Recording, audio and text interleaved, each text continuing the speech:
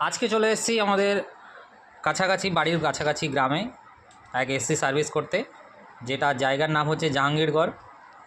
তো আপনারা দেখতে পাচ্ছেন এসিটা কী অবস্থা হয়েছে, 2 মাসে এই অবস্থা। 2 মাস আগে এই এসিটাকে সার্ভিস করেছি, অথচ এত নোংরা হয়েছে এসিটা। তো কাস্টমারের কথা ছিল যে এসি 2 মাস আগে সার্ভিস করলাম, এখন কুলিং কেন কম হচ্ছে, জল পড়ছে। তো আমরা এসে গেছি জেট পাম্প নিয়ে, দেখতে পাচ্ছেন ফর্ম অ্যাপ্লাই করে দিয়েছি, একদম হেভি সুন্দর করে ফর্ম অ্যাপ্লাই করে দিয়েছি, ব্লোয়ার এবং কুলিং কয়েল সহ। তারপর দেখুন ফর্ম অ্যাপ্লাই করার পরে আমরা জেট পাম্প সার্ভিসটাও করে দিয়েছি। সার্ভিস ইনডোরে করার পরে কত সুন্দর, একদম নতুনের মতো লাগছে।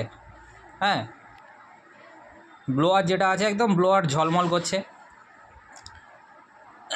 সার্ভিস করার পরে এবার আমরা আপনাদেরকে ভিডিওটা দেখাচ্ছি, কেমন লাগলো। অবশ্যই ভালো লাগলে লাইক করবে, কমেন্ট করবে এবং বেশি বেশি করে শেয়ার করবে।